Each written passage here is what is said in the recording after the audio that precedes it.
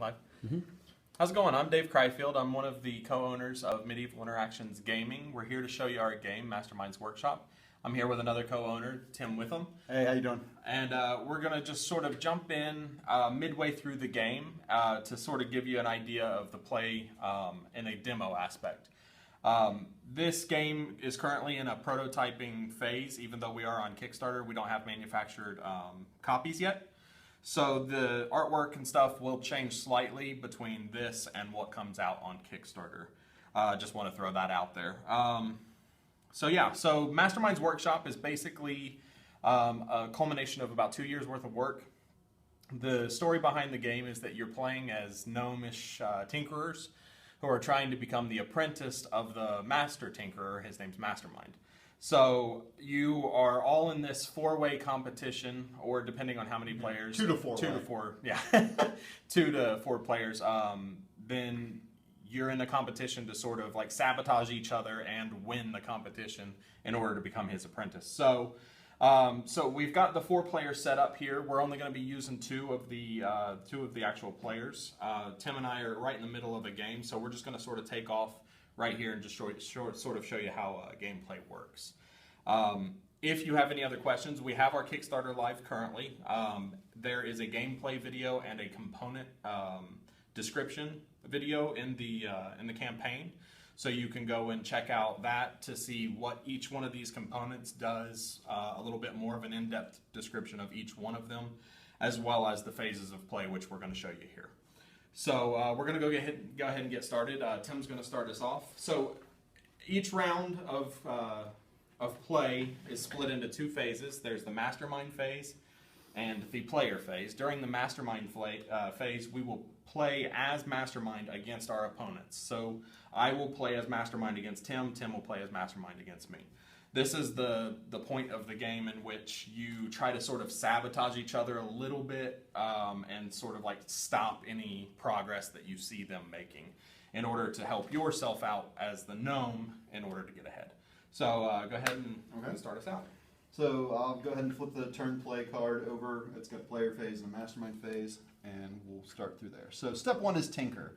At this point, I can choose as mastermind to either replace an existing piece on the board or add a new piece. So as you can see, I'm currently missing 2 pieces. It's down to the base exoskeleton. So I think I'm going to go ahead at this point and add a head. So I'm going to tinker a head in.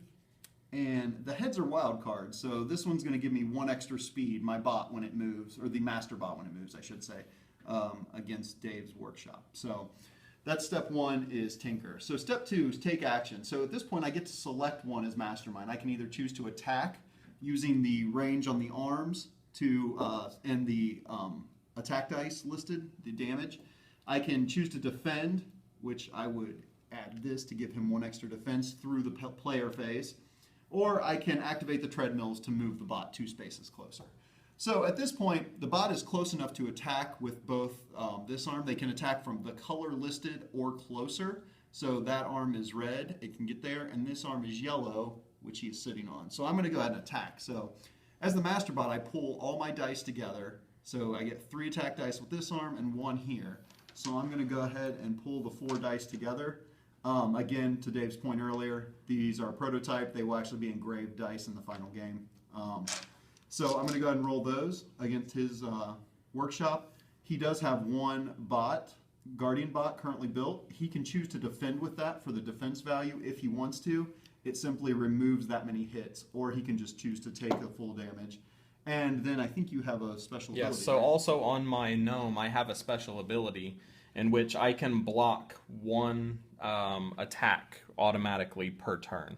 So it doesn't block all of the attack itself, but it blocks 1 damage. So okay. So defending with... I'm not going to defend with my ballista. The player must choose that beforehand, and so now I'm going to attack. So I get to roll all 4 of these at once. I got 4 hits. Oh, man. So right off the bat, I'm doing some damage. So because of Tammins' special ability, we'll go ahead and remove 1. And then Dave will suffer 3 damage to his workshop. So that moves down. At the end of the turn, there's a bright spot to this. You'll see that at the end of the turn. It happens at the end of Mastermind's phase. So Step 3 is initiate movement. At this point, the master bot uses his own moving ability, not the treadmill, to lumber forward. So he gets 1 speed from that, but my wildcard head also adds a speed. So he'll move 2 spaces. And then step 4 is initiate weapon systems. This is where he attacks on his own, whether I've told him to in the previous step or not. So he's going to go ahead and attack again. And since I've already used my special ability, it's off the table. So this time, are you defending with your? I'm not gonna defend. Okay. So I'll roll these and we'll see what the damage is. And I got 3 damage this time and 1 miss, indicated by the shield. So that goes away, and Dave's workshop takes 3 more damage. Okay. So that's the end of my mastermind phase. Step 5 is flip the card to prepare for the player phase. But since Dave took damage during this round, as things are falling off the shelf and there's pandemonium kind of in his workshop, he's able to dig through some of that scrap and he gets a card from the scrap pile. Some of them say play immediately, some say play. This one can be used anytime. And these scrap cards are basically, when they can be played anytime, they are an interruptible action. So they're an instant play. So you can play them at any time, completely stopping gameplay, and it takes priority in gameplay.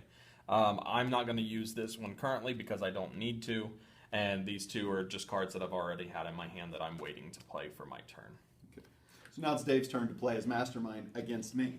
So now I will do the exact same thing that he's done against him. So as you can see, he's got kind of a weak arm going on over here, so I'm going to tinker out that arm. The right arm, okay.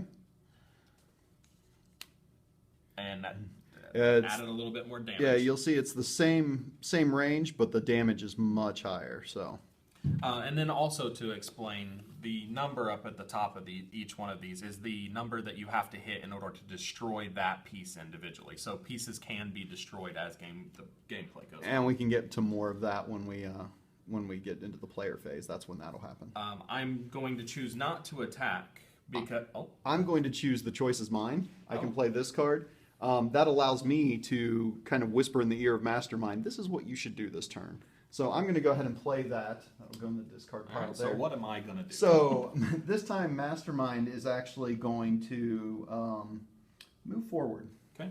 So he'll move the treadmill, activate the treadmill, and move 2 spaces. Okay, and then he will move on his own. So now he'll move another 2 2 more. And now he'll attack if possible, which it is possible.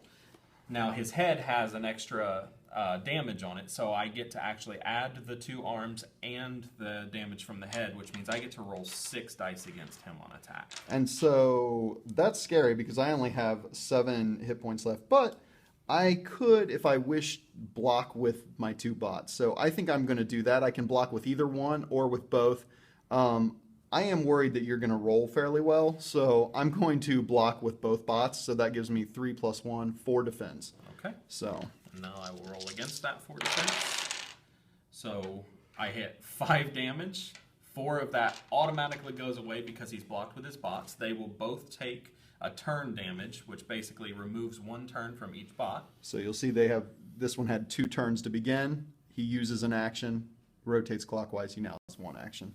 This one had 3 left, he rotates, he has 2 left now. And the final damage will go to his workshop. So I'll go ahead and do that. Now again, he has taken damage during the turn, so in the rubble, he gets to dig in the scrap card and gain another card. And so this card can also be used at any time. So I'm going to choose not to play it at the moment, but hang on to that for later use. Okay, great. So now that the Mastermind phase is done, we will flip our player cards over, and we'll start the player phase. Tim will go ahead and start that because it's his turn. So. Okay. So as you can see, step 1 is the harvest. Well, as you maybe can see, step 1 is the harvest resources. So everybody begins the game with these 3 harvest bots. You keep those throughout the game; they never go away. And you'll notice that I have dials here. So what they do is at the beginning of each player phase, they'll go out into the field and gather some resources for me to use to buy and build bots. So we have these 3 resource dice. 1 die corresponds to each resource bot. So I'm going to just roll those. And I got 3 wood. So I just simply add 3 wood here to that dial. I got 2 gears. So I'm going to add those 2 gears. And I got 1 copper pipe. So I'm going to add that pipe. All right, so that's my gather step. So then step 2 is clean up, and I can do this in any order. So there's three options here. One is scrap any bot. So you'll notice that this bot has one turn left. If I had used his last turn, which you'll see here in just a second actually, he gets flipped over. He falls apart. I'm putting these things together quick. He falls apart after his last turn. So scrapping a bot actually allows me to put him in the discard pile, opening up my bay to build another bot. And the other bright side of that is I do get some of these resources back. Not the gold to buy him, but just the resources to build. I get half of those rounded down. So I get 1 water, 1 sheet metal, and 1 copper pipe. But he is still alive for now. I can also rebuild my workshop if it's at 0 health, keeping me in the game. It is not, so I don't need to do that. And then the third thing I can do is dig in the scrap pile again, just like when I get hit on Mastermind's phase. So I'm going to go ahead and draw that. And you know what? That's the same card I just drew. Shuffled a little weird, so I'm going to draw a different one so you guys can see a little bit more of the variety of cards. So this is one of the other cards we have here. Again, can be used at any time. I'm going to choose to just go ahead and play that now, though. So these are the nano bolts. I can send an army of nano bolts at any masterbot. I roll a single resource die and increase his health, the masterbot's health, by the number rolled. So obviously I don't want to repair the one I'm trying to destroy. I'm going to try to repair the one on Dave. So I'll roll the single die, 3 health. So he regains 3 of his health, which fills him back almost the rest of the way to full. And I'll discard that. Now I go to the market phase. So at this point, I can do these in any order as well. I can trade my resources. I'll start at the bottom here for a 3-to-1 ratio. So as you can see, I have a lot of wood. If I needed more gold, I could trade 3 wood, or you can mix and match. So I could trade 2 wood and a water and get 1 gold back. And you can do that as many times as you want on a turn. It's 3 out for 1 in, and it goes for any resource. At the moment, I don't really need to do that, so I'm not going to. The other one is buy a schematic. So out of these 3 schematics here, this one costs 4 gold, this one costs 3, and this one costs 5. I currently have 5 gold, so I could theoretically buy any of those. The third option I can do here is clear the market schematic. So I can pay 3 gold if I don't like any of these, or if I see there's a high gold bot out here that I can't afford, but Dave's been saving up his gold. I can pay 3 gold. These all 3 go into the discard pile, and 3 new bots will come up into the marketplace. So I don't need to clear. I'm going to go ahead and buy a schematic. So I have 5 gold. I think I'm going to go ahead and buy Panic Bot. And so he'll come into my hand, and I'll take the 3 gold off that he cost. Takes me down to 2 gold. And he immediately gets replaced with a second EMP bot. So that's my marketplace phase. So now step 4 is build. So now I can build a Guardian bot if I had an empty bay. The problem is both my bays are currently used up, so I can't build this turn, but I can hang on to this guy, keep him for a later turn when I can build. And then step 5 is attack. So I can use available Guardian bots to attack the Master Bot if possible. They function with the same rules.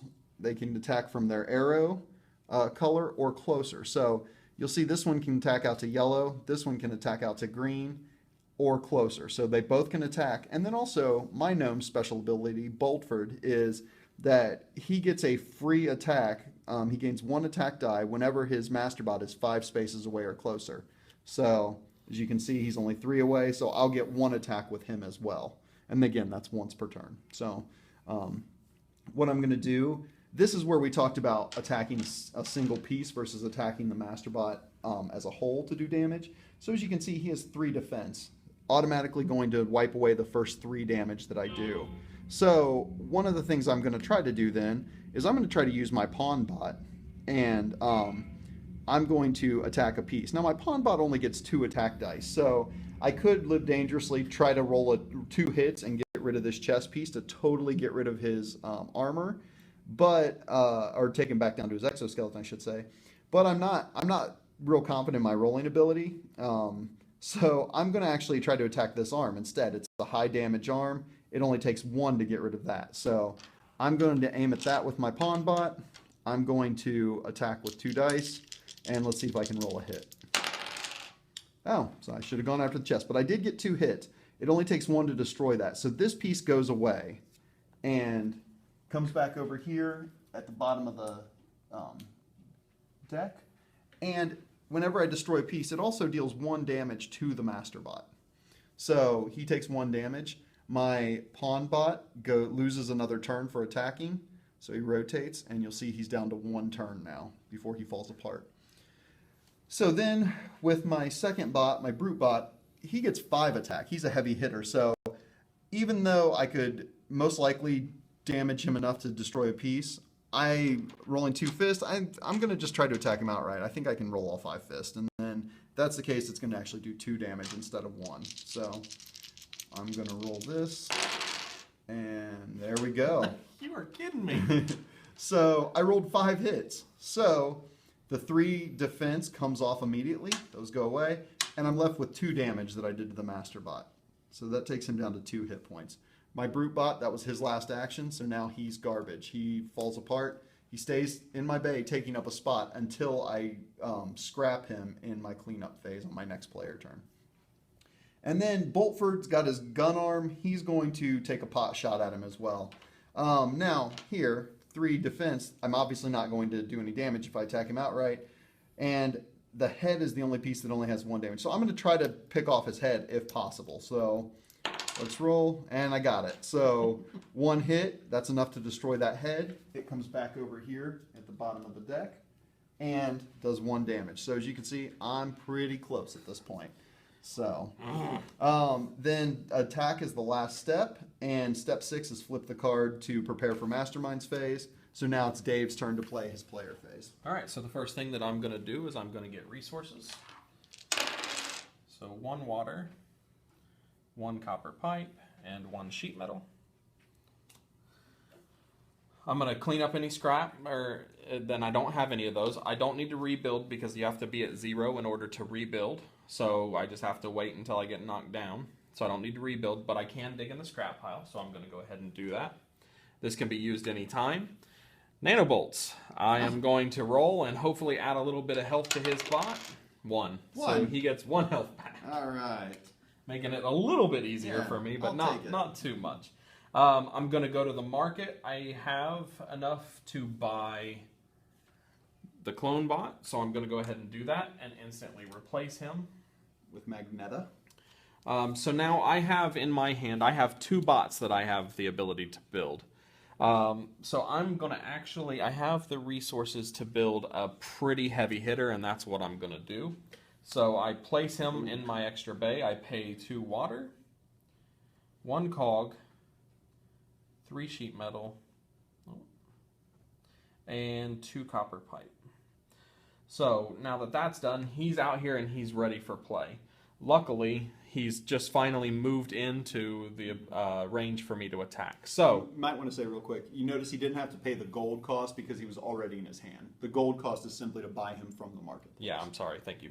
And then that was my build phase, and I'm going to go directly into my attack phase. Now, I have a couple of really nice big hitters here and a very low defense on my bot, so I don't need to worry too much about that.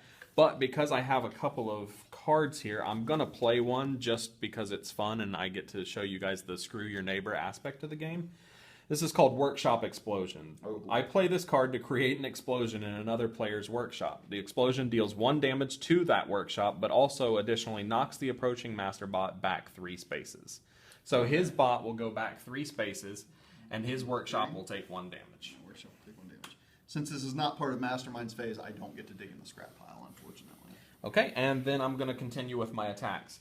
So I have 2 big guys here. So I'm going to attack with my heavy ballista first for 5. And I'm going to attack him outright because he's only got the defense of 1. Now, he's got a lot of hit points left because he got healed up. Thanks for that, Tim. And we'll see if we can't do some major damage here.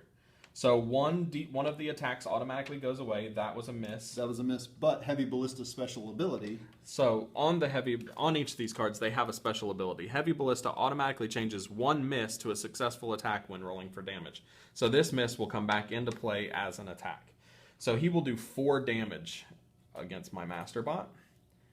And that uses his final turn, scrapping him. And then I get to use my Colossus as well.